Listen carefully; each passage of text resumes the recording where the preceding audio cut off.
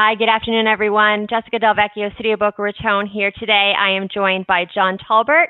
John is the president and managing director of the Boca Raton Resort and Club. Thank you for being here, John. Good afternoon, Jessica, and thank you for having me. Yes, of course. So I know we have a lot we want to dive into. There's so much going on. But why don't we start, introduce yourself and give us a little history, because there's a lot of history there at the resort. We'll start with that and then we'll move forward.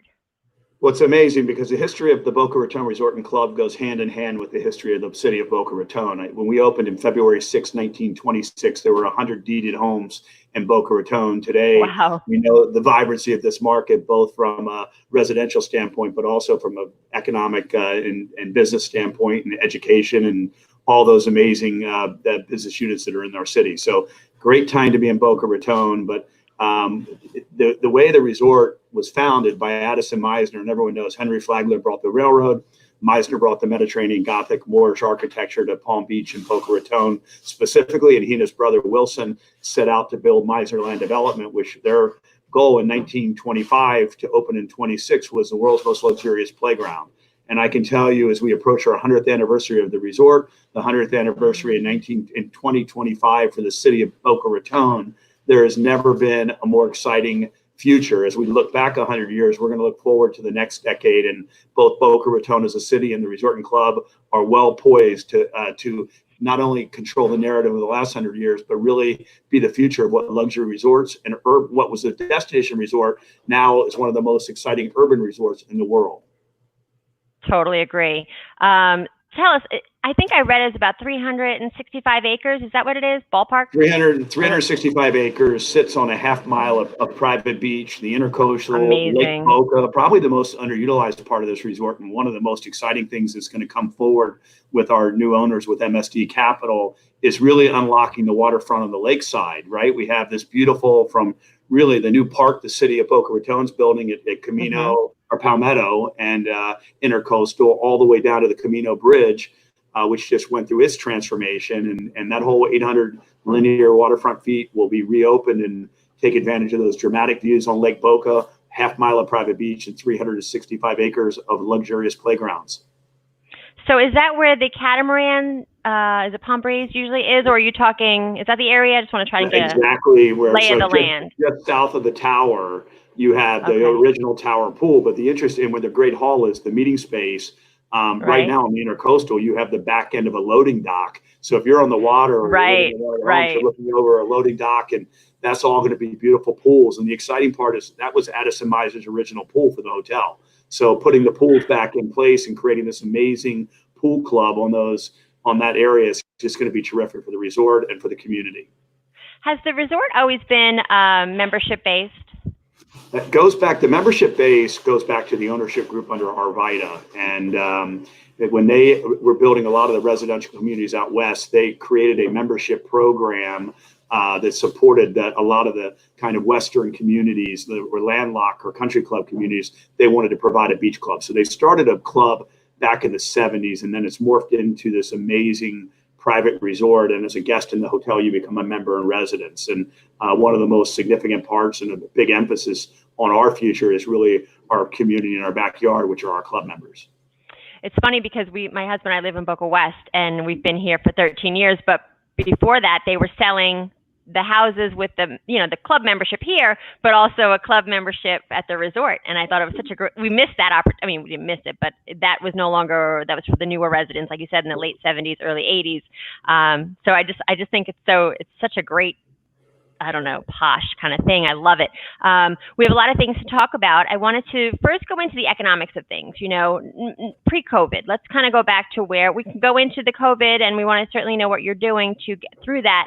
But pre-COVID, what kind of numbers, economic impact, the economic drivers, how many conferences? We hear all these conferences come to town. I mean, you guys are the host, obviously. Tell us a little bit about that business side of things. Well, I think, obviously we're sitting here in 2020 right now, and we look back and say, how do you maintain relevancy of a destination resort? And one now, like we talked about, when you think about the power of Boca Raton being, just 30 minutes south of Palm Beach International Airport, 30 minutes north of Fort Lauderdale International Airport, what Boca Raton's done with private aviation and the customs, and what we're seeing there. And then Miami really being 50 minutes away, there's not a more accessible destination resort. And the power of that is we serve luxury leisure guests from around the world. They come and vacation and enjoy all the things that Boca Raton, South Florida has to offer. Then the meetings and incentive markets. So those conferences, everything from, Futures Industries Association to some of the most important technology conferences. What we like to say is we don't necessarily solve cancer at this resort, but we provide the environment for those who do to be inspired through our meeting space, our meeting venues. And, when you think about Meisner's vision, you cannot give him enough credit for his beautiful courtyards, his gardens, his cloisters. Right. And, we can't ignore the COVID situation we're in. And when we think about what people are going to want coming out of it, it's ballrooms without walls, it's restaurants without walls. So the indoor-outdoor vibrancy of this 365-acre estate resort really provides that foundation. So the meetings and incentive market, when the leisure guests aren't here, and that's really from May through October, that's a really important for everybody in our business, from the Breakers in Palm Beach to the Fontainebleau in Miami, and everything in between. The meetings and incentive market is a vital part to augment and complement that. And it's what's allowed us to become such a vibrant 365-day-a-year business. Because we, up until 25 years ago, we used to close down at May 1 and not reopen until the middle of October. Really? So that's why that original Great Hall that was built in 1969 allowed us to create those meetings and incentive market. And since subsequently we've updated that, and then there's some exciting plans going forward for a new ballroom, which will be the social catering hub of, I believe, South Florida. That will, if you're hosting a gala event, a wedding, a bar mitzvah or a bat mitzvah, or any special celebration, you're going to want to be in the Jewel Ballroom at the Boca Raton Resort and Club.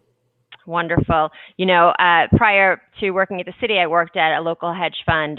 Stanley Haar ran a fund here, and we would see the resort on CNBC. We're sitting here in Boca. We were based in Boca, but it's still, you have like that love for it. You see it on TV, and it just, I know it because we all live here and we see it with our own eyes, but to hear the guys and girls in New York that were working on the trading floors at that time, or Chicago, we did a lot of, coffee, cocoa, sugar, commodities. So we dealt with Chicago a lot. It'd be snowing up there, and here we are, and we're putting trades in, and they want to kill us because here we are in the sunshine. So I agree with you. We used to go to Miami as well. There were a lot of conferences we go to Miami. We did the annual that you guys hosted for the commodity exchange. So certainly great to see people come into the city from an economic perspective like that. There's something about bed taxes, right? I don't really grasp that like I should. Can you kind of simplify that whole discussion for those that are watching, and myself included? Absolutely. So, one of the taxes that the state and the county put forward on a hotel accommodations, if you stay overnight, is what we call a bed tax. And that bed tax is really important economic engine to Palm Beach County, particularly because it goes back to fund which is your water resources, arts and culture, sports, and obviously Discover Palm Beaches and tourism. So Boca Raton Resort and Club is the largest bed tax contributor to Palm Beach County. Yet those funds go all over the county, to Roger Dean Stadium, to the convention center, to build things like that. So the county uses them. And then obviously we're fighting really hard to get our voice in Boca because, with what's happening in Boca Raton with the Hyatt Place and the Waterstone and the new Mandarin Oriental coming in, we have more rooms utilizing less hotels than the Palm Beach Convention Center and the Fort Lauderdale Convention Center. So you have the Boca Raton Resort and Club. We can accommodate groups much larger than our hotel has rooms to accommodate. So now we can do, and the Discover Palm Beaches has created a very effective campaign called Boca Wides. One of the other really important things that we're working hard is working with Andrea Version on the Boca Raton Arts and Innovation Center. And the idea around that is, how do we create something that doesn't compete with the Palm Beach Convention Center? That's a very exhibit-related, heavy-related organization. But we want to go after thought innovation, kind of TED Talks, summit series, this really creative class where if you're launching a product or have an interesting conversation to be held, how do we have that? And the ideal home for it obviously is Meisner Park. When you see Brightline, when you see the infrastructure, that amphitheater, while it's lovely, it's entitled for 4,500 spots of parking, but yet it's only used less than 40 days a year. We need something that creates this vibrancy for the arts. One of the biggest challenges, back to your bed tax conversation, is that the arts, particularly in the performing arts, they're usually using high school gyms or remnant secondary space at the Flagler at the Kravis Center, they might get a Monday or a Tuesday, or have to use a high school. So to have a permanent home for the ballet or all the different charitable and cultural organizations, it's really vital. And those bed tax funds go to do things Pay like for that. So Right. we need them to keep moving. And unfortunately, it's going to be a challenge with this COVID environment. Is how do we recover quickly, because that's such an important economic driver to the county of Palm Beach. It's so true. We've been following closely with Andrea Virgin and the team over there and DeVos, and I actually just spoke to her yesterday. So they are plugging away and they're moving forward with their idea and their concept, and heart of downtown. The location and the renderings that they show, and their business plan. They have a true business plan behind it, which is key in getting something like that off the ground. The funding is so important, obviously. So I think they're doing a smart approach to it. If you think about the next 25 years, it may be the most important project for, I think, Palm Beach County, but particularly for Boca Raton. And our ability to support that and getting the city council behind it and the county behind it is vital. And she has done an incredible job putting the groundwork together, an amazing board. Her consultants are the best in the world. This is something we'll look back upon and say, I can't believe we didn't do this sooner, and what a great opportunity for Boca Raton and all of South Florida. It'll be a game changer. There's a lot of things coming into the downtown, like you mentioned, the Mandarin and the other things, the cultural center that she's working on with her team. Those two projects alone would just change the entire landscape of downtown Boca Raton. So it's exciting. Absolutely. It really is. It's a lot of work and it's a lot of time, but I think, they've got the brain power and the manpower, and they're moving forward. So we'll see how that all plays out. The other organization that I think you got to give a lot of credit to is what the Boca Museum of Art is doing, and really innovation. And wait till September, you're going to hear a huge announcement that is going to be so important for Boca Raton and all of South Florida, that will provide us an opportunity to have a world-class exhibition that will draw over 750,000 people. I don't want to spoil what that is. I know, yeah. That's Jody Cross and Irving's opportunity to do that. But I will tell you, it's going to be a proud moment for Boca in 2021. Stay ready, because it's going to be exciting. It's going to be huge. I've had meetings with them, and they've kind of let us know what's going on. Just so they have to, because it's a lot of people coming into the city, obviously. But that is going to be amazing to see. I can't wait to go. Can't wait to go. But nope. Okay, so what else do we want to talk about? So we talked about the economic impact. I had seen you at Clayton Idol, is that how you say his last name? He's great. He does the South Florida Business and Wealth. He's great. But you spoke at one of the events there, and you talked about some of the numbers, the magnitude of work and people that come into your resort. Can you tell us some of those stats? They were pretty fascinating. Absolutely. It's it's a fun business, and data drives all of our conversations. And in today's, when you're in such a creative business like hospitality, the numbers still are the driver. And as I said, we're the #1 bed tax contributor, but more importantly, we're one of the largest private sector employers. And that's probably what I'm most proud of, is being the employer of preference, and nearly 1,800 team members at our peak, and with full and part-time going up to 2,500 team members. And to have passionate experience like that is irreplaceable. And it's one of the powers of South Florida, is our workforce opportunity, but more equally important is being a responsible employer and the employer of preference. So that's the one I'm really proud of. But what they do, and the excellence that they deliver our members and guests, it's when you think about a holiday week, we are going into 4th of July. We could end up doing, in a typical world, 20,000 pounds of laundry a day.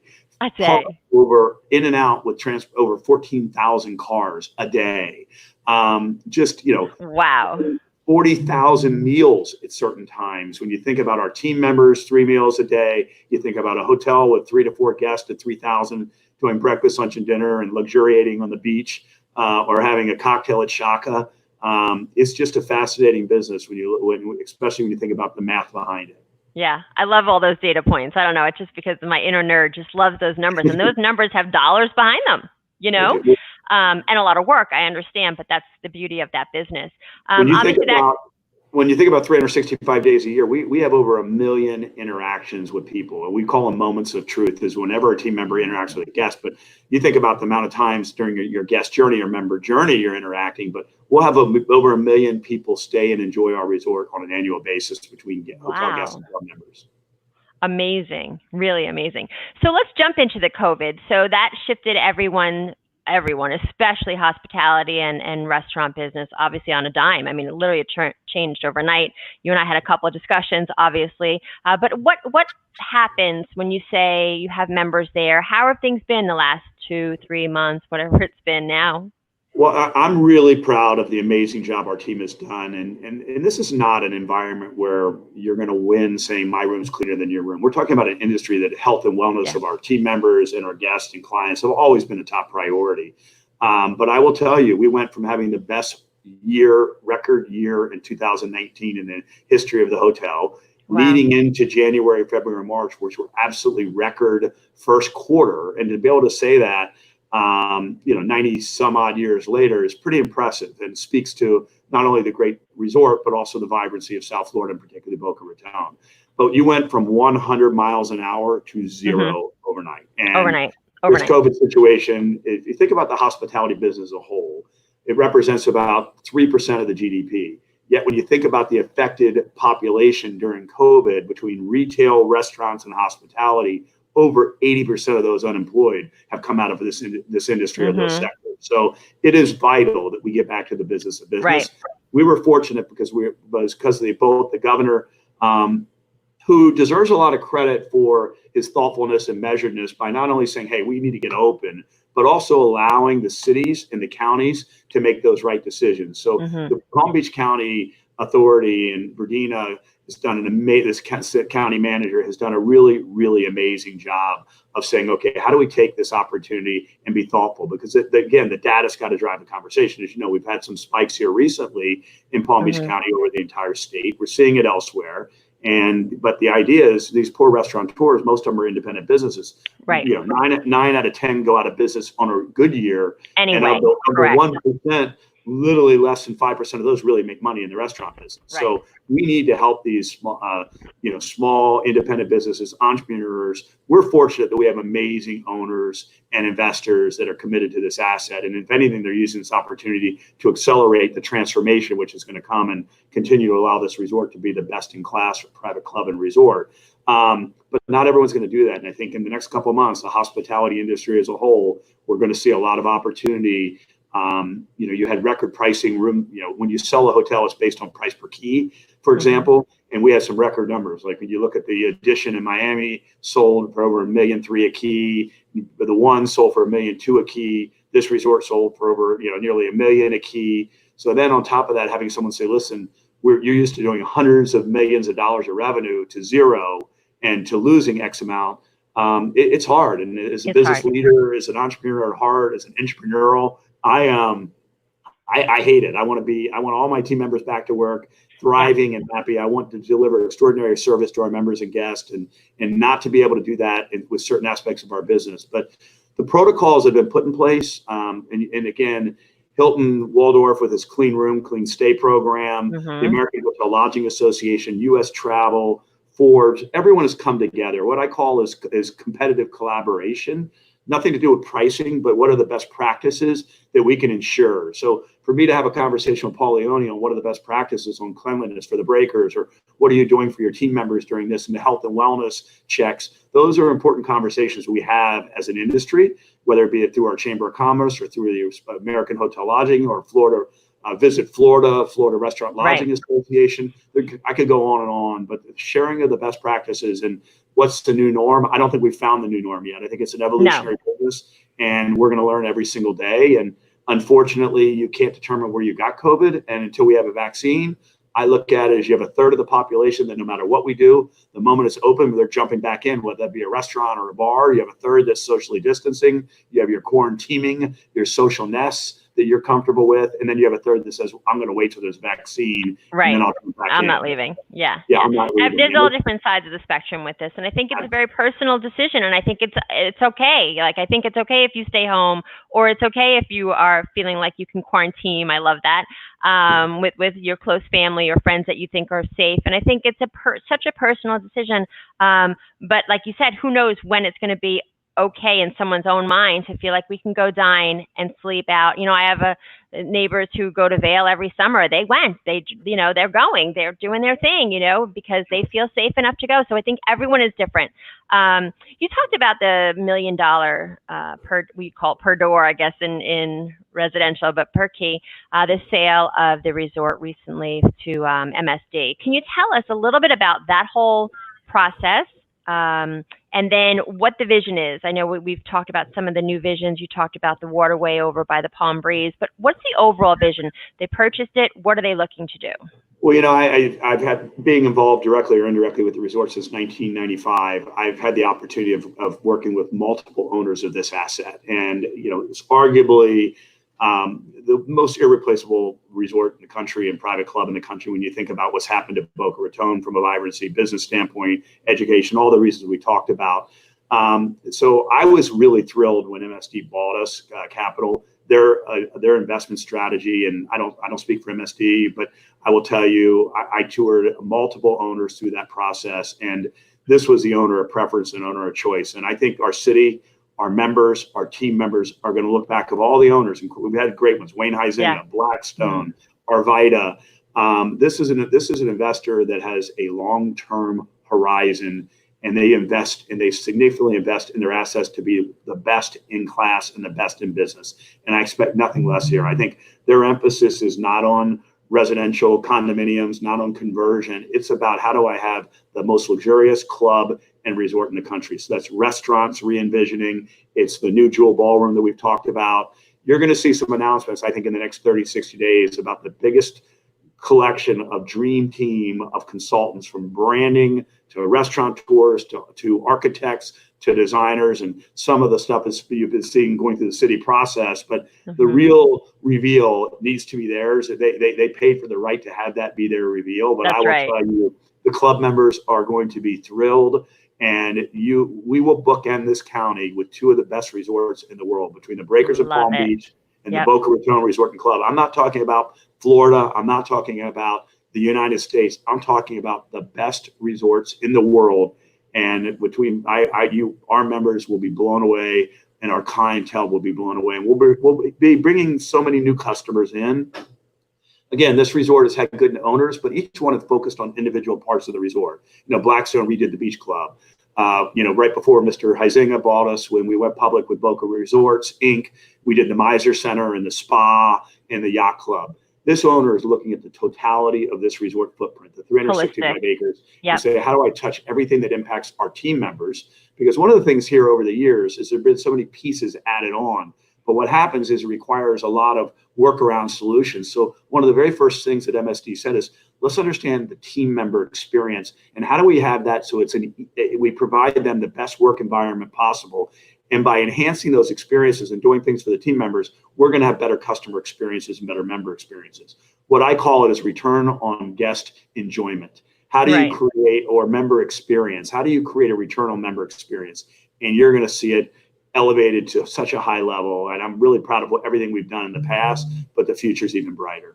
Wonderful. We can't wait. Really can't wait to hear about it. So 30 to 60 days, we'll be hearing something like that. Let's shift gears and hear about your next 30 to 60 days. Oh my goodness. Well, it's with much mixed emotion, because I love our ownership group and I love this asset. And I was presented with an opportunity to rejoin a privately held entity of Blackstone's, which is BRE Hotels platform. Hundreds of hotels. My emphasis will be on the resort and luxury collection. We'll have everything from Grand Wailea to the Ritz Kapalua to Turtle Bay to Arizona Biltmore, the Del Coronado, South Seas on the other side of Florida. So I'm going to spend the next 90 days in Hawaii, but Boca Raton, I'll be returning to Boca Raton as my home base, and look forward to continuing to support the amazing charities and organizations and just the great causes that make me so proud to be part of this community. I've been blessed and honored to be part of it and work with amazing people every day. But just watching the great work that the people in our community do for our community and our county makes me proud to be part of it and call it home. Well, you're one of them. Honestly, you're on a lot of the boards. You make a huge impact. And I think you taking this opportunity, obviously it's probably bittersweet, but you're still staying local, staying on the boards and things that you're passionate about, which obviously is so it's so apparent. You could see it on you. You could feel it, and it's not something that you can fake. So I think it's great that you'll be able to take the plunge, if you will, on this opportunity, and also keep your roots here in Boca. We're lucky that you're doing that. I'm honored. I'm honored to do it, and like you said, I had the pleasure of serving on some amazing organizations, and it's just the talent and makeup of our community is so powerful, and you deal with it every day. You're bringing the work that you all do and bringing these new businesses. I think it was 50% of the new business in Palm Beach County, and 80% of the jobs came to Boca Raton last year. Right. Yeah. I mean, it speaks volumes to everything that happens. And what's fun for me is watching a guest come here for the first time to the Boca Raton Resort and Club, come for a conference, come back with their family for a vacation, and then say, I want to move here and move into Royal Palm or move into one of these amazing new condominiums and on our waterfront here and be part of the community, and then relocate their company. You and I talked about what Ken Griffin's done with Citadel, where he moved his whole trading platform and all the families and the whole medical team to one of our friends up in the north. And those are the kind of things that can only happen in Palm Beach County and Boca Raton. Yeah. We look forward to more of it happening. Yeah, we have to invite them down to the Boca Resort. I think they would maybe have a little more fun down here. They would be great. So we talked about your future. Is there anything that we should be discussing? We have one question. Emma Van Meter said, when will the resort open and are memberships available? So memberships are available. We've remained open as long as we're legally allowed to and are providing those services that we are allowed to under executive order of Governor DeSantis and the county and the city, and they're working hand in glove. For example, this weekend, unfortunately, the beaches are closed all through South Florida. So they're trying to work with Palm Beach, Broward, and Dade collectively with what they're doing in terms of restaurants. But we are open for business. We are accepting reservations at the Beach Club. We have unbelievable social distancing protocols and COVID-19 protocols, everything from health and wellness attestation for members, team members, and guests to say, yes, I'm feeling healthy. I've not been around anyone with COVID-19. We have over 15 wellness checkpoints at the hotel where you're able to come in, test your temperature, sanitizers everywhere, mask and gloves, obviously, appropriately. And then we still have the beach with social distancing, our pools with social distancing, our restaurants, golf and tennis, the spa, the salon. So all of those are open. There are reservations required. But I think what's happened in this, I like to say the worst tragedy coming out of COVID-19 would be if nothing changed. And I think you're going to see great changes that are embedded into how we deliver going forward. And they're going to be in the best interest of team members, club members, and hotel guests going forward. And those best practices are here to stay. Totally agree. Yeah, that's a great point. I don't know what else to add to that, because that is the impactful point right there, is if we don't learn from this, then we're all in trouble, And I think what you said earlier is it is very much a personal decision. And we tell that to our team members. We want everyone, if you feel comfortable, we're here to welcome you. If and when it's right for you, we're ready for you. Right. Which I see your social media, you guys do a great job putting the word out there of what you're up to, and open arms, we welcome you when you're ready. I think that was actually one of your posts. It was something to the nature of, we're here for you. We're following protocols. When you're ready, we're here. I thought it was really moving. It's very good. Discover Palm Beaches has done a very clever conversation too. They say, we welcome you with open palms. And that's the county mantra as well. And, this new drive market, I mean, what we do know, and you and I talked about the residential market. I mean, Palm Beach, Boca Raton is on fire. Our club membership has never been more desirable. And we've never had more expansive offerings. It's just not physical product. It's activation and experiences. We're in the experience and entertainment business. And that's why we talk about return on guest enjoyment or return on member experience. And we're ready. And it's only going to get better. Palm Beach County only gets better, and Boca Raton gets better. And if you think about the resources and all of the things that we have available to us, that you don't have to travel, a half a day on a plane to get there. All these things are now, and right now with the drive market, the new drive market is not only South Florida, it's now Atlanta, Nashville, Washington, D.C., and New York. So more to come on that. And I think we're going to see the accessibility and the desirability continue to thrive. I think so too. And we touched upon a little bit about the residential markets. Obviously, we're hearing a lot about the demand on rental properties locally in the county and the region as a whole. But I think I mentioned this to you earlier when we were offline, but CNBC had an article just last week that seven-figure homes in Palm Beach County, the sales of seven-figure homes is up 26% for the month of May. So I'm interested in seeing how that's going to be in June and July, because I think people are getting more and more ready to move as they're staying local in their, expensive high tax states on the close quarters, and they're coming to the region, or this was just specifically Palm Beach County, but those numbers are astronomical.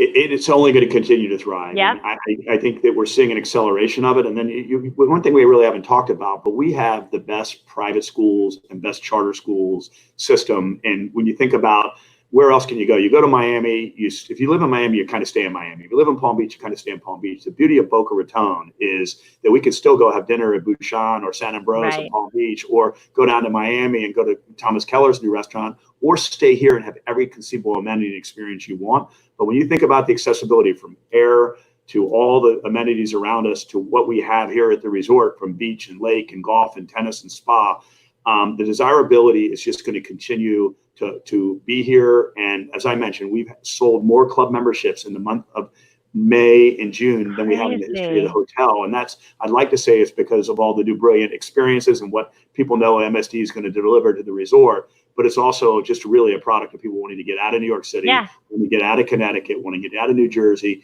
and get down here and stay down here. I mean, it wasn't that long ago that 80% of our guests, our members, went somewhere else in the summer.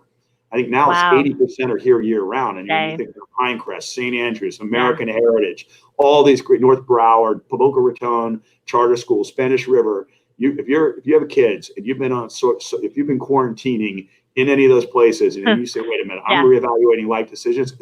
It's called I'm coming to Boca Raton. Yeah, that's our new hashtag. It's called We're Coming to Boca Raton. But it's so true, because we talked to Angelo Bianco from the Boca Raton Innovation Campus and Croco Partners, and he talked about talent. And it's so true. When we move a company in, it's always about where the children of the executives will go to school, where their team members will go to school, and also where they can get their workforce. And now with Brightline, Virgin Trains, and Miami, that whole thing is going to really be a game changer. We're really on the precipice of something amazing here. Boca's great. Like, out of 1 to 10, I give it a 20. But I think we're only going to get better. And I know I need pom-poms. I drive people nuts. All I talk about is Boca. I came from Brooklyn. Like, this is paradise. Like, this is like, I've never seen anything like this. And I've been here since 91. I consider myself lucky to do this job, to be in this city, to know people like you. I mean, really, we're just beginning. People have no idea of the vibrancy and youth of Boca Raton. We're young at heart. The average age, I think, now is 49 and getting younger. And we're aging younger. Yeah. Absolutely. And I think that's, for those who don't know Boca, it's really Boca Raton. I mean, that's really, we always talk about overcoming the Seinfeld perception of Boca. I'm going to tell them. Once they come down here and see it, they're like, how didn't I discover this decades ago? Right. Seinfeld was coming to town before COVID. He was coming to town, and Kelly and I were going to stalk him and say in the mic, just say something like "Good, better Boca" or something. Boca del Vista is closed. Something. We were going to stalk him. We actually reached out to a few people that we thought could get the job done, but then COVID happened. But he's on our radar. Don't worry, it's coming. Absolutely, I agree. So is there anything else that we should touch upon? I know you've got a lot going on. I could see it in your office. We don't want to take too much time. We've been 30 minutes. I know you're multitasking at best. Love it. No, well, listen, I think for me, it's one is thank you to the community for being so supportive of me personally and of this resort. And the future is incredibly bright for the resort and our new owners, as we talked about. But equally important is we've got to be grateful for what we have. And I think that, live joyful and live grateful is a mantra that I think we need to take advantage of it during this crisis and global pandemic, to recognize we're all very, very fortunate to be in Boca Raton. And again, we need to share that love and share it with the world. Yep. What's going on what's going on within us is more important than what's going on around us. So totally feeling it totally. Okay. Well, if there's anything else that we should be discussing, we get a lot of questions afterwards. We'll just send them your way. Usually they're about memberships or investing in something when we have people on to discuss. We'll stay on another minute or two, and Kelly will take us off the line. Thank you so much again for being here. My pleasure. And I just can't thank you and the city enough, and the great job the city officials are doing, and having someone like you spearhead the economic development of Boca Raton makes me excited and proud. Love it. Thank you. I just want to say one last thing. Bill Summerlin says, I'm going to miss you, John Tolbert. Thank you, Bill. You're a great team member. Excellent. Thank you. Thank you. Have a great day, everyone. Thanks, John.